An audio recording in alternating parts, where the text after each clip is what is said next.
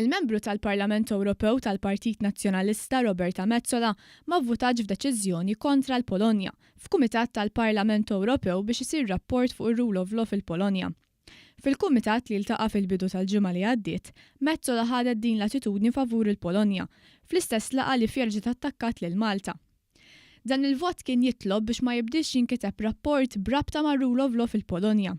Bil-proposta kienet ġejja mill-koordinaturi tal-Kumitat li Roberta Metsola hi waħda minnhom.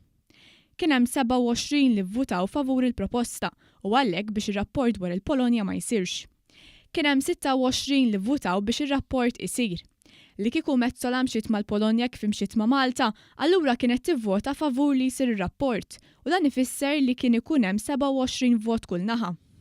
Biex salvaw il-Polonja tal-Partit Popolari Ewropew inaqdu mal-grupp tal-Lemin Estrem u l-European Conservatives and Reformists li huwa t-tielet l-ikbar grupp fil-Parlament Ewropew. Saħansitra iċ-ċermen tal-Kumitat fejn kienet issir id-diskussjoni innota lejn l-aħħar tal-laqgħa kif il-vot fuq il-kwistjoni tal-Polonja u d-diskussjoni dwar Malta kienu xhieda ta' kejl differenti li qed juża dan il-Kumitat.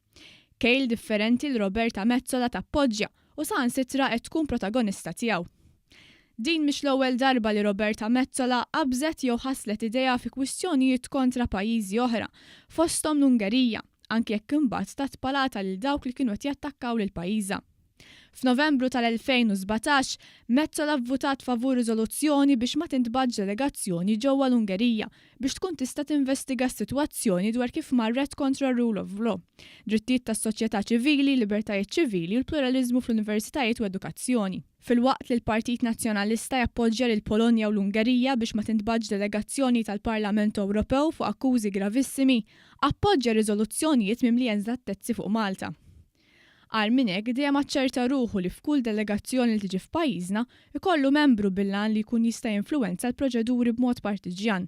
Tant li mhux l-ewwel darba għamu dubji kbar u mistoqsijiet anke dwar l-għażla tan-nies li jiltaqgħu magħhom dawn id-delegazzjonijiet.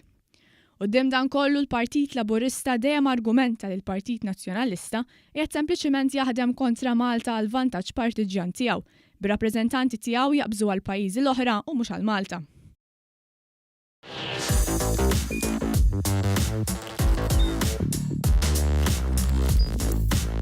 Idħol fuq one.com.mt u hemmhekk tista' tara l-programmi kollha li jxandru fuq One permezz ta' One Play.